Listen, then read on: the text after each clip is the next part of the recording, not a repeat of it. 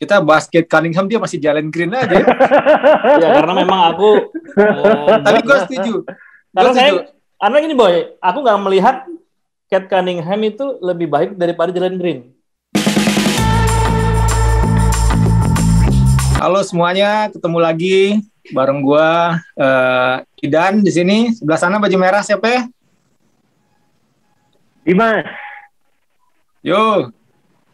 Halo Om tukang sepatu. Anton Frederick. Yo, ketemu lagi kita di Main Basket Podcast. Ini mumpung lagi seger nih ya, gue pengen kita bahas tentang Summer League. NBA itu bentar lah. Ini keren Boy ya. Ini dong yang dibahas baru seru. Di IBL ada Summer League maksudnya, IBL. Summer League nanti Dimas ikut lagi dia. Dicoba lagi apakah pantas enggak masuk dia ke IBL. Mas Anton, maksudnya bahas basket Indonesia nggak seru gitu apa gimana? Bahas apa? Basket Indonesia? Nggak seru basket Indonesia? Hah? Tapi kan belum bergulir. Makanya cepat bergulir. Kalau udah sering bergulir kita bahas enak. Ada yang dibahas toh. Gue kasih ini dulu ya buat teman-teman yang nonton ya. Pembuka dulu bahwa NBA itu sebelum Summer League itu baru aja nyelesain. Pertama kita tahu NBA Draft, baru kemudian ada pertukaran pemain. Cuman yang kita sorotin dikit adalah sekarang ada NBA Draft 2021, itu kemarin di 2 putaran atau 2 ronde, ada 60 pemain baru yang direkrut sama tim-tim. Tentu kita nggak akan ngomongin semuanya, gue pengen nyatet ada 10 aja, 10 teratas tuh ada posisi 10 tuh Ziari Williams, 9 Davion Mitchell di Kings, Franz Wagner nomor 8 di Magic, Jonathan Kuminga nomor 7 di Warriors, OKC Thunder nomor 6 itu Josh Giddey. Nomor 5 Magic lagi Jalen Suggs, nomor 4 Scottie Barnes di Toronto Raptors, lalu Evan Mobley nomor 3 di Cleveland Cavaliers, lalu nomor 2 Jalen Green di Houston Rockets, dan nomor 1 yang udah heboh banget itu ada Cade Cunningham di Detroit Pistons. Nah, kemarin itu ada NBA Summer League 2021, itu tuh kayak semacam ajang pembuktian pertama ya Tun ya. Pembuktian pertama buat ajang inilah uji coba pemain sama ngasih tunjuk showcase lah. Uji coba pemain betul test drive. Nah, yang jarang kita mainin. Ya. Termasuk yang tahun 2, tahun ketiga yang camat-camat tuh dimainin. Nah, nanti itu kita pengen bahas. Jadi tim kita di Main Basket Podcast ini sudah nyebutin ada 10 pemain yang luar biasa penampilannya di Summer League 2021. Tapi sebelumnya gue pengen jelasin juga Summer League kemarin 2021 itu diadakan di 2 kota, Salt Lake City, Utah, sama di Las Vegas. Nah, setiap tim itu main 4 kali. Main 4 kali. Terus yang kemudian yang punya rekor terbaik 4-0 menang 4 kali itu yang paling atas 2 dan skornya juga ketemu di final. Jadi finalnya langsung ketemu tinggal 2 gitu, nggak ada playoff-nya. Dan yang ketemu di final itu adalah Sacramento Kings lawan Boston Celtics. Dan kita nggak tahu ya, kita nonton sama-sama waktu itu jauh banget. Di quarter 1 memang sempat Celtics agak ninggalin lah 10 poin, belasan poin, tapi kemudian dibalik di quarter 2, quarter 3 sampai Kings nutup game dengan skor 167. 167, iya betul. 100 Kings, 67 Celtics. Ada satu baru yang dicoba juga tuh, tahu nggak aturan baru yang overtime? Ya itu baru tuh kayaknya. Ada sudden death-nya kan? Ada sudden death. Jadi kalau overtime sampai 2 kali, overtime keduanya itu 2 poin pertama. Yang masukin duluan ya? Iya, masukin duluan. Masukin duluan. Kayak sepak bola zaman dulu, sudden death. Iya. Soalnya mainnya ngantri dia. Mainnya kan ngantri kan? Kayak IBL. Kelamaan boy. Kayak turnamen ya? Iya betul. Iya. Siapa tuh? Tapi ini boy. Apa tuh? Sacramento Kings itu bisa juara Summer League karena ada Jimmy Alapa. Oh bisa. Asia ya nggak? Kita langsung aja ya. Ya langsung Boy. Ya. Langsung aja. Kita ini udah ngumpulin 10 pemain yang menurut kita bagus, tapi juga ya ada bagus, tapi juga setelah gue lihat daftar yang dibikin sama tim nih ada entertainnya juga. Salah satunya yang nomor 10 nih. Nomor 10. Nomor 10, Liangelo Ball. Tun, Yes. gimana menurut lu? Liangelo Ball. Mas Gelo. Sebenarnya menurutku dia pemain yang bagus. Cuman kemarin sih dia di Summer League minute play-nya nggak terlalu banyak. Ya, betul. Nggak terlalu banyak. Dia paling mainnya di 11 menit. Paling banyak dia itu main kalau nggak salah 19 menit dia tuh. Nah, tapi dia membuktikan bahwa dia bisa shoot. Oke. Dapat bola, post shooter dia. Dapat bola tembak. Dan dia can shoot ya. Dia terlihat apa ya? Mungkin gara-gara dia mid play-nya dikit, jadi dia agak terlihat keburu-buru gitu ya. Takut diganti. Jadi dia melakukan gerakan-gerakan yang aneh. Yang ya terburu-buru. Dapat bola tiba-tiba passing, dribble nggak jelas, turnover. Mungkin kalau dia minute play-nya seperti teman-teman starter lainnya banyak, mungkin dia mainnya kalau melihat dia bermain di turnamen-turnamen sebelumnya, sebelum di Summer League ini, bagus dia mainnya. Bahkan dia sering kali main 40 poin per game tuh sering kalau si Gelo ini. Tapi gue kalau nggak ada tatonya badannya kayak lu Tun, nggak kegemukan dia. Badannya kan jadi Boy, cuman beda-beda tipisnya sama aku. Oh jadi ya. Iya sebenarnya seharusnya dia itu memang jago sih, cuman ya mudah-mudahan dia direkrut nggak sih sama NBA belum ya? Belum ada ya? Belum. Sama Hornets undrafted tahun 2018. Nah, terus dia tahun lalu pernah main juga di mana Boy ya? Maunya diambil sama Piston. Hornet ya? Hah? Piston Boy. Tahun lalu, tapi dia bapaknya tersinggung katanya. Nggak ada main juga kan dia kan? Nggak ada. Udah marah duluan bapaknya. Tapi gue taunya ya. Gue ya boleh ya? Boleh. Liangelo ini kan gue taunya sering main di turnamen mana lah. Sering suka main lah gitu. Cari jam terbang atau segala macam. Dan gue pernah nonton salah satu channel di YouTube ya tentang dia ya, lagi ngebahas dia. Dia tuh kalau ngomong, ditanya, jagoan mana? Lu, kakak lu, apa adek lu? Semua orang udah tahu lah, gue paling jago di keluarga. Dia ngomong gitu. Garuk-garuk nggak gatel gue. Tapi setelah gue cek semua video si Lamelo, si Ball, semuanya ngomong gitu ternyata. Ditanyain siapa yang paling jago ya mereka. Dan kita lompat ke yang aja ya biar nggak terlalu lama ya. Liangelo Ball. Yang ke berikutnya ini ada Jonathan Kuminga. Jonathan Kuminga tuh sempat heboh kemarin yang di Instagram highlights-nya waktu dia crossover terus dia ngedunk tuh. Dia Warriors. Dia ini sudah main di G League sebenarnya si Kuminga, statsnya 17,3 poin per game, 6,3 rebound, 2 assist. Cuman emang kalau gue lihat belum terlalu matang di 3 poinnya. Walau memang ya dia lagi masuknya di Warriors sih, jadi nggak penting dia bisa atau nggak 3 point karena di sana gudangnya semua. Apalagi kalau Om Clay sembuh gitu, mau 3 point dari mana dia udah ini semua gitu. Ini paling Boy, dia ini paling cadangan. Terus nggak lama dimasukin ke J-League, nggak lama ditransfer ke tim lain palingan ini nasibnya. Iya, rollingan pasti. Kalau melihat dia shooternya biasa aja, tembakan biasa aja ya. Ya nasibnya paling begitu. Poinnya lumayan lah pas di Summer League lumayan lah ganti-ganti kalau Curry haus, Klay Thompson haus nanti kan. Tapi kan ada Iguodala Boy. Ya Iguodala. Defense dia lumayan. Iguodala itu udah kalau sudah yang lain cedera banyak jadi masukin Iguodala. Bukannya nggak jago ya, cuman masanya udah lewat kalau gitu. Iya. Udah kayak Dimas lah, kasih semangat di pinggir lapangan. Iya. Makanya Dimas mau dimasukin Summer League lagi sama IBL. Motivator. Dites dulu motivator. Kita lompat ke yang selanjutnya ya. Ini seru nih. Ini Bol-bol. Bol-bol. Bol-bol ini bukan rookie. Ini tahun ketiga dia sama Denver Nuggets. Stats dia di kemarin di Summer League itu sekitar 21,7 poin, 6 rebound, bloknya yang sampai 2,3 blok per game gitu. Iya, per game. Gue tuh yang takjub melihat perkembangan dia, apalagi di Summer League.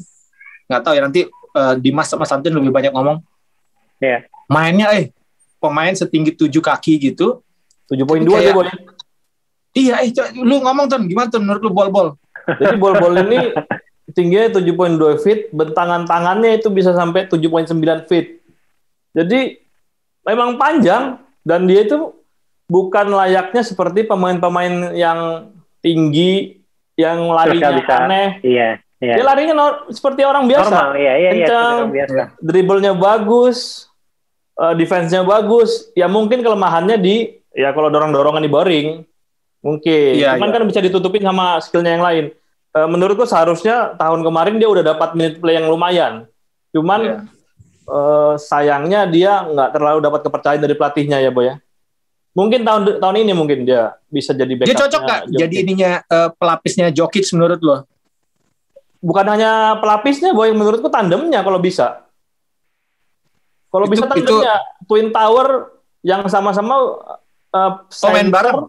Iya, Twin Tower yang center tapi mainnya kayak bukan center. Dia bisa nembak 3, dua-duanya bisa masing, dua-duanya bisa lebih panjang kalau menurut gua. Itu kan sebenarnya itu kalau dia bisa ditandemkan dengan posisi tinggi badan yang mirip-mirip 7 feet ke atas, itu gaya permainan baru loh. Dulu tim Duncan ada sama David Robinson, tapi mereka gayanya big man. Kalau orang dua ini kan enggak sebenarnya, sudah sangat modern. Seharusnya ini sesuatu yang baru menurutku ya, Boy ya. Dia nembak 3 point juga loh. Bisa, sama-sama bisa masing juga. Bisa nggak dia jadi kayak Giannis? Badannya Boy bisa kayak Giannis, Boy. Iya. Harus dibesarkan lagi, Boy. Iya, maksudnya bentuk kayak Giannis kan dulu awal kurus banget, Mas. Bisa, tergantung niat, Boy. Semua itu tergantung niat. Gue curiga gini, Mas. Tuh. Dia satu klub sama Jokic. Lu lihat badannya, makanan diambil Jokic semua tuh. Tapi Jokic kurus loh sekarang. Lalu kan udah kurus, iya. Yang di bubble dia udah mulai kurus ya. Bol-bol harusnya kalau tahun depan dapat minute play, bagus, Boy. Iya. Ya, Shaq aja udah ngelakuin itu kan. Gue rasa pelatihnya juga akan paham lah. Dia nggak akan terlalu dimainin di bawah yang adu fisik ya. Karena kalau adu fisik, mental sih kayaknya kalau badan setipis itu ya. Nah, selanjutnya nih, Ton. Tadi lu sempat sebut-sebut nih. Pemain dari Turki. Omar Yurtseven. Dia sebenarnya tahun lalu masuk. Diambil sama Miami Heat, undrafted dia tahun 2020. Undrafted itu menurut gue salah satu kalau bahasa Inggrisnya steal, kecolongan. Jadi orang-orang lain kecolongan, Heat dapet tuh. Mirip-mirip kayak Bam ya, Bam Adebayo kayak gitu juga. Gayanya mirip, iya. Bisa berpeluang kayak Bam sih. Gue perhatiin cuman emang kalau di mata gue lihat highlights-nya beberapa gamenya Yurtseven, power masih kurang kali. Nggak tahu, tapi pemain baru kan rata-rata power memang belum terlalu ya. Iya. Gimana, Ton? Lu lihat Yurtseven gimana, Ton? Kalau menurutku Yurtseven ini malah sudah matang, Boy. Dia ini udah nggak muda sebenarnya, 23 tahun. Iya. Yang memang insting poinnya itu udah terasa lama. Di junior pernah dia main di under 18 kompetisi di Turki. Dia itu buat 91 poin, Boy. 91 poin. Wow. 58 rebound satu game. Di mana? Di Turki? Di Turki ya, ada turnamen under 18 tahun. 91 poin, 28 rebound. Itu apa, udah gila, Boy? Gila, itu pakai time FIBA lagi, bukan time NBA, 10 menit. Iya. Berarti iyalah FIBA. Luar biasa. Iya. Dia itu buat 34 masuk dari 49 kesempatan. Wah, gila itu presentasinya. Wah, iya, presentasinya bagus. Menurutku dia itu sebenarnya udah matang, dan 7 feet, dia tingginya 7 feet, terus ada power. Ya insting scorernya itulah. Iya. Dimas ada komentar nggak tentang Youth 7? Omar Youth 7? Kalau pada bilang mirip Bam ya, tapi gue lihat beberapa highlightnya lagi, kok malah kayak Jokic gitu loh. Bisa passing. Nggak mirip Bam, Boy. Cuman ya nasibnya kan kayak undrafted gitu, nggak ada yang tahu. Gitu. Mainnya, kalau gue mainnya mirip kayak Jokic, bisa passing, ya Mas Anton ya. Terus layupnya bisa, wah kayak big man modern deh, ngomong modern lagi ya. Karena ngelihat sekarang ya kayak itu big man udah tahu serve pemain wing gitu loh. Nggak jarang banget lah lihat pemain big man post play sekarang gitu loh. Betul. Bisa tembak 3 ya? Ya apa? Itu dia makanya. Bisa tembak 3 juga. Ya. Gue suka lihat ini sih di beberapa game dia tuh insting rebound nih bagus. Ya betul. Rata-rata double yang Boy dia Boy. Iya gue lihat double.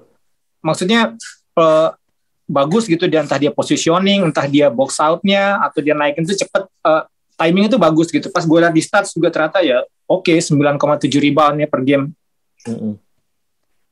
Naik selanjutnya ya. Oke. Ini MVP nih. Jadi kemarin di Summer League tuh MVP-nya ada 2. Ini salah satunya nih, yang pertama nih. MVP mereka bilang ya?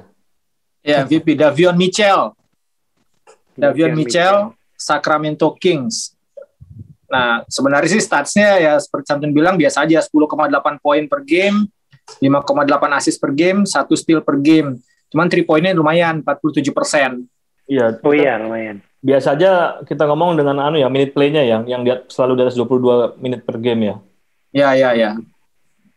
Gimana tuh atau Dimas gimana Mas si Mitchell? Gue lihat kan nih pick nomor 9. Tapi gue mikirnya gini loh. Biasanya ya, yang gue lihat sejauh ini, pick nomor 1, 2, 3 itu yang bisa masuk ke pemain starting 5. Oke. Sejauh ini ya. Pick nomor 9, walaupun dia ngebuktiin di Summer League segala macam, karena timnya banyak pemain bagus, ya akhirnya dia duduk dulu gitu loh. Ya. Tapi lihat persentasenya dia permainannya loh. Di Sacramento ada Fox, ada rookie tahun lalu siapa? Ditukar kayaknya Boy. Haliburton apa siapa? Haliburton. Ya. Kan itu tipikal pemain yang wus gitu loh. Ya. Kan kalau di semua tim, maksudnya di 5 di starting 5 pemainnya kayak begitu semua, ya gimana ngontrolnya gitu loh. Ya. Jadi memang di Summer League dia ngebuktiin. Takutnya gue nanti di season ya duduk juga gitu loh. Ya. Gue sih suka lihat ini kemarin pas dia khususnya di final ya, gue nonton di final. Dia matiin si siapa? Peyton Pritchard. Pritchard kan game sebelumnya main 92 game tuh di apa? Iya, di turnamen apa, Boy? 92 poin. 92 poin. Iya, 92 poin di Tarkam kan? Iya. Terus heboh gitu balik. Terus mati. Mati ya. Capek. Iya, capek dia sudah. Quarter 2 tuh 0 poin loh. Dia 3 poin Pritchard tuh gak masuk gitu. Iya. Ya defense-nya Davion ini mungkin yang buat dia kewalahan. Salah satunya. Walaupun terlepas dari itu emang koordinasi defense-nya Kings kemarin bagus banget. Nutup satu, switch-nya tuh enak banget ngeliatnya. Jadi entah dia fast break, dia set play itu gak bisa ditembus sama si Celtics. Mungkin selanjutnya kata Coach Jimmy suruh main zone kali, Boy. Iya. Selanjutnya nomor 5 ini juga MVP nih. Jadi MVP-nya kan ada 2. Ada 2, oke. Ini Cam Thomas. New Jersey New Jersey Nets. Brooklyn Nets. Brooklyn Nets. Gimana tuh, Mas? Menurut lu? Brooklyn Nets ini siapa? Cam Thomas dia ya MVP karena ya poin per game-nya tinggi ya. Iya, tinggi banget poin per game. Gila, still bagus juga defense-nya nih, Boy. Iya. Bagus defense-nya ya. Bagus. Minute play-nya juga tinggi. Tapi kayaknya nasibnya ya kalau dia masuk ke Brooklyn Nets, sarang penyamun semua itu, Boy. Kayaknya itu dia bakal duduk manis sampai setengah musim di trade pasti. Atau dia main dulu lah kamu, Dek. Katanya Kevin Durant, Dek, kamu main dulu di itu ya. Di apa? Jelik. Belum dulu ya, mungkin tahun depan misalnya. Kalau ngelihat hantu-hantu ya itu ya. Ada James Harden, Kevin Durant, Kyrie Irving, mau ngapain kamu di sini? Dia bantu-bantu lap sepatunya Harden, boy, supaya dikasih waktu. Iya. Patty Mills lagi di situ. Patty Mills aja point guard. Patty Mills, iya. Si Cam ini ya, dari SMA, di kampus, ya memang selalu jadi top score. Memang berarti insting. Oh iya itu. Salah kan kayaknya New Jersey ini ya. Brooklyn Nets ini. Iya. Buat apa lagi dari skorernya? Atau Mas, kultur, karena Nets tuh suka cedera-cedera, jadi mesti draft yang gila skor juga nih gitu loh. Mungkin bisa. Tapi emang kan juga si Cam ini nggak tahu ya. Kalau gue lihat mainnya eksplosif, boy. Jadi dia bertenaga, eksplosif. Dia juga kemarin yang sudden death itu dia dapat tuh lawan Wizards. Iya, benar. Washington Wizards overtime kedua dia nembak. Ya memang enak sih. Dia draft 27 nomor 27 seingat gue ya. Pick nomor 27 jadi, ya. Bisa jadi steal juga sih, bisa jadi colongan buat tim lain. Ya Nets dapat Cam Thomas gitu. Ya. Lanjut selanjutnya yo. Lanjut. Nomor, wah ini nih, Santun suka nih harusnya nih. Nomor 4, Alperen Sengun. Jagoan gue ini, boy. Oh iya. Alperen Sengun. Ya, apalah bacanya Sengun. Musim kemarin dia kan masih main di Turki kan, Liga Turki. Besiktas. Dia MVP-nya loh.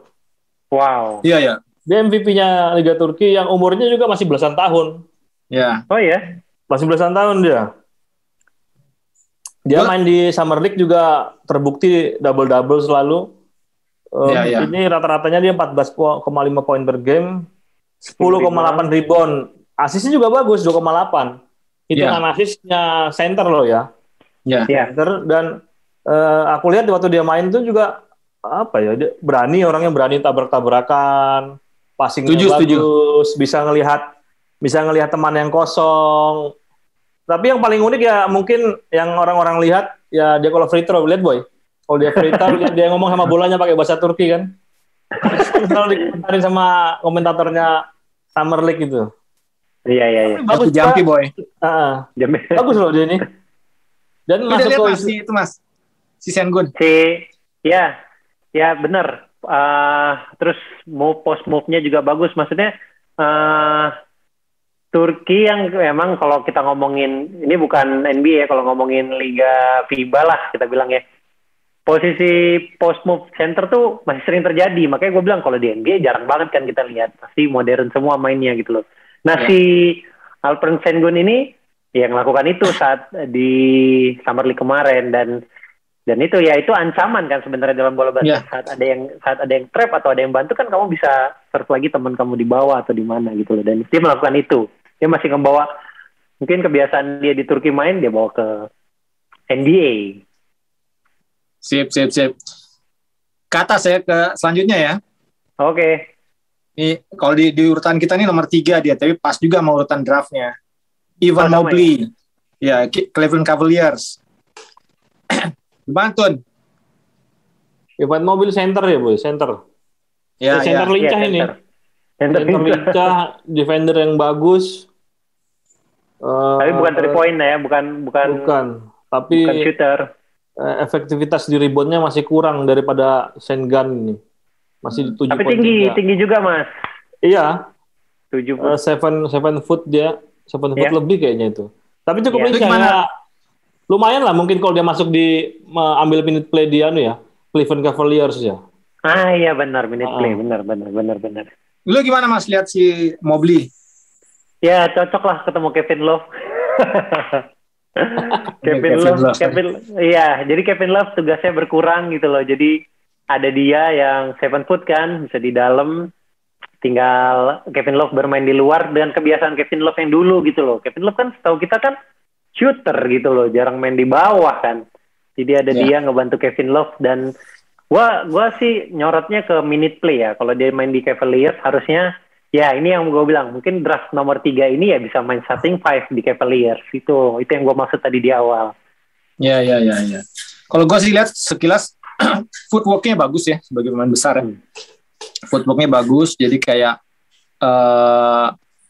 big man tradisional lah. Jadi cuman emang balik lagi entah kenapa gue lihat pemain pemain di Summer League, mungkin karena baru, emang powernya aja yang belum ya. Powernya kalau misalnya powernya harus tetap ditambah. Kalau power ditambah, lu kalau tahu di NBA kan tebal-tebal banget ya. Sikat-sikatan gitu, kalau lu nggak punya power yang cukup, ya mental gitu. Makanya nggak kebayang kayak bol-bol gitu di bawah ring ketemu yang sudah jadi badannya kayak apa gitu. Naik ke nomor 2. Wah, ini dia nih. Jalen Green. Gue langsung ngebayangin Jalen Green kalau sama Sengun kayak apa ntar di Rockets kalau main berdua ya. Tun, gimana Tun? Jalen Green Tun? Jalen Green ini point guard menurutku yang paling menjanjikan. Paling menjanjikan dari angkatan ini ya? Ya, dia pegang point guard. Dia bisa point guard, bisa shooting guard. Tapi dia banyak pegang bola juga kok. Oke. Karena dia tingginya 6.6 dia. 6.6 hampir 2 meter lah. Se-Kobe lah. Jordan Kobe. Kurus, lincah. Tapi jangan salah, dia berani masuk loh, Boy. Dia berani penetrasi dan tabrak-tabrakan dengan bodinya dia bisa memanfaatkan ruang. Layup, shooting, floating gitu. Dan dia ada ini willing to pass, mau passing orang, mau passing teman. Itu nggak gampang buat superstar. Dan ya menjanjikan sih menurutku daripada Cade Cunningham ya. Oh, nanti kita bahas bandingin ya. Boleh. Gue pengen denger Dimas dulu. Dimas gimana Jalen Green, Mas? Gue karena ya sebenarnya nggak surprise banget ya dia lihat main di Summer League, dan bener ya dia nggak main di game keberapa, hamstring ya, bener ya? Dia kan inget gue. Iya, dia nggak main tuh Boy di rest of Summer League, dia udah nggak main hamstring. Karena di G League dia udah ngebuktiin gitu loh. Dia dari G League. Pemain SMA yang masuk G League langsung ya? Iya, angkatan pertamanya dia. Betul, dan bukan ecek-ecek juga di G League gitu. Dia pemain yang ngancem semua tim gitu loh. Jadi saat di Summer League, ya gue sih nggak surprise, tapi memang gue harapkan dia seperti itu gitu loh. Dan apalagi nanti di Rocket ada Kevin Porter Junior, tapi Mas Antun udah bilang si Jalen Green masih bisa sharing bola gitu loh, kalau nggak memaksa. Karena Kevin Porter kan kemarin kita lihat di season lalu kan luar biasa menggila kan mainnya kan. Karena kehilangan banyak superstar di Rocket gitu. Jadi Jalen Green ya harus ngebuktiin apa yang dia lakukan ke G League saat nanti di Rocket. Nah, ini Boy. Dan satu yang paling penting kalau melihat Jalen Green main pada saat main, ada satu kemiripan dengan LaMelo. Apa Boy? Tebak. Apa Boy? LaMelo. Dia main dengan enjoy. Dia selalu senyum, selalu ketawa, selalu ceria. Nah, ini makanya aku bilang, ini dia menikmati game itu. Dia dibandingkan Cade Cunningham mukanya murung terus. Jengkel, Kita langsung bahas Cade Cunningham. Ini kita nyimpen Cade Cunningham nomor 1 dan juga draft nomor 1 diambil sama Pistons. Gimana menurut lu? Dimas dulu ya, Cade Cunningham. Dimas. Sebenarnya awalnya gue nggak tahu nih orang siapa Boy. Balik lagi gue wah, sudah tahu kan Boy. Nyari di YouTube kan. Kan dia gue kan sebenarnya nggak terlalu ngikutin NCAA. Iya. Terus di program YouTube itu bilang, siapa yang nggak tahu dia? Gue bilang, siapa nih? Di salah satu channel jual beli sepatu lah gitu loh Boy. Siapa yang nggak kenal dia? Salah satu pemain yang bakal bersinar di NBA katanya. Waduh, gue jadi penasaran. Gue cari. Men, luar biasa di NCAA, gila. Ternyata dia point guard setinggi itu. Gue jadi mikir, apa lu bakal jadi resume Grady ya nanti gitu loh. Bisa. Almarhum Kobe aja bilang kesulitan jaga T-Mac ya. Apalagi nanti dia nih, bawa Detroit bisa paling nggak ke playoff lah. Itu diharapkan dan itu udah pasti dia main di starting five lah di Detroit gitu loh. Bisa nembak, drive-nya gila, proportional posisi, gila lah kalau gue bilang memang ya udah draft nomor 1. Tapi gue dengar lagi berita si Jalen Green ngomong, seharusnya gue yang draft nomor 1 kata dia gitu. Aku juga bilang gitu sih. Seharusnya memang Jalen Green. Iya, dia bilang gitu. Tapi ya nggak apa-apa lah, kita lihat aja nanti ngomong gitu. Tapi ya memang di NCAA si Cade sih luar biasa sih, point guard bisa. Tantun gimana Tun? Tapi musim depan ini sangat menarik ditunggu ya. Karena menurutku NBA kedatangan pemain-pemain yang benar-benar enjoy mainnya. Seperti tahun lalu Lamelo, sekarang ada Jalen Green. Kita juga ikut enjoy. Aku mau lihat dia karena dia itu pemain bintang. Pemain bintang kalau dia turun ke lapangan membawa muka yang enjoy ke teman-temannya. Teman-teman juga ikut fun. Ikut fun pasti. Nah, itu ada di Jalen Green. Jalen Green ini apa ya? Aku sih memang menjagoin dia. Ditambah aku surprise ngelihat dia gaya mainnya dan dia selalu senyum, selalu ketawa, selalu ya asik aja mainnya gitu. Enggak yang bingung marahin temennya apa enggak. Lamelo kan walaupun di hard fall segala macam senyum, ketawa, bercanda sama wasit. Nih, itu sesuatu yang baru. Kita basket Cunningham dia masih Jalen Green aja. Ya karena memang aku tapi gue setuju. Karena gini Boy, aku nggak melihat Cade Cunningham itu lebih baik daripada Jalen Green. Iya, tapi nggak tahu kita buktikan di musim depan ya. Gue sepakat. Memang gue lihat juga si Jalen buat gue lebih nggak tahu ya, lebih eksplosif aja gitu. Terus dia untuk ngelewatin lawan juga si Jalen lebih, menurut gue ya, lebih bagus daripada Cade Cunningham. Walaupun sebenarnya kadang-kadang sekilas kayak mirip-mirip aja menurut gue ya. Iya, betul. Kadang-kadang kayak mirip ya mainnya, gayanya mirip gitu. Apakah nanti tadi dibilang seharusnya gue yang nomor 1 kata Jalen, ya itu memang kayaknya kebutuhan timnya aja kali ya. Akhirnya kemudian si Detroit ngambil dia, bukan Jalen, dan Jalen pergi ke Rockets. Nah, sebelum kita udah komplit nih, udah 10 ya. Cuman emang ada beberapa juga pemain nih yang menonjol. Ya. Seenggaknya kita nyatet 3 di sini. Ada Tyrese Maxey, Sixers. Dia tahun kedua sebenarnya. Dia itu top skor kedua kemarin di Summer League. Rata-ratanya di 26 poin per game, guys. 4,5 assist per game. Tahun kedua berarti ini ya, Boy ya? Tahun kedua, tapi dia main di Summer League gitu. Kalau Beasley tahun keberapa? Michael Beasley? 13 atau berapa gitu. Dia kan draft 2008 toh. Iya 2008 ya, 13 berarti tahun ke-13. Michael Beasley, terus Kenneth Farid, Emmanuel Mendy. Oh iya. Terus kemudian juga ada James Bouknight. Bouknight ini juga rookie di Hornets, ini juga tinggi kemarin poinnya 16,8 poin per game, lalu asisnya juga bagus, 3,8 asis per game, sama Jalen Johnson, Atlanta Hawks. Jalen Johnson juga oke, ini 19 poin per game kemarin, cuman ya performanya masih banyak yang harus ditingkatin lah. Iya. Sebelum kita akhiri, ada lagi nggak, Tun? Pemain-pemain yang nggak kita sebut, tapi menyita perhatian lu atau Dimas? Siapa ya? Menyita perhatian enggak sih, Boy? Cuman harapan Obi itu... lah paling, kalau gue sih Obi Toppin ya. Obi Toppin udah tahun kedua. Iya, tahun kedua. Iya, memang bagus lagi mainnya.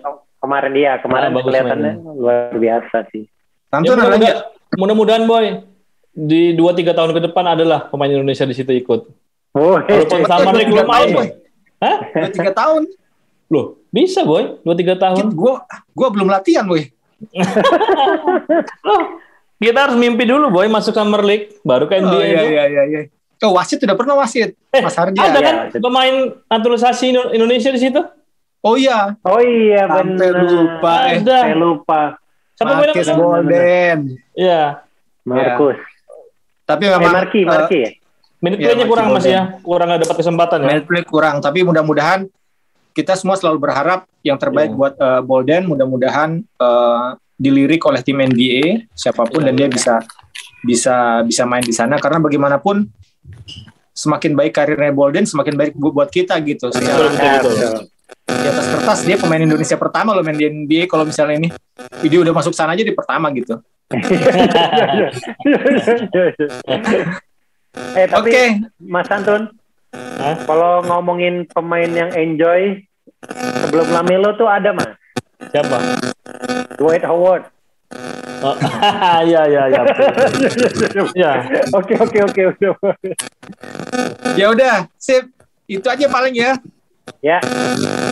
Mudah-mudahan apa yang kita ngomongin sukses semua karirnya. Jadi apa yang kita omongin di sini, terbukti nih omongannya Dimas Santunidan beberapa tahun yang lalu gitu, emang jago-jago gitu. Oke Mas, tutup Mas. Saksikan terus Main Basket Podcast yang tayang setiap hari Jumat jam 4 sore. Terus share video ini ke teman kalian. Terus jangan lupa hit tombol like dan nyalakan loncengnya kalau mau info terbaru video kita dari YouTube. Terima kasih. Yuk, makasih semuanya.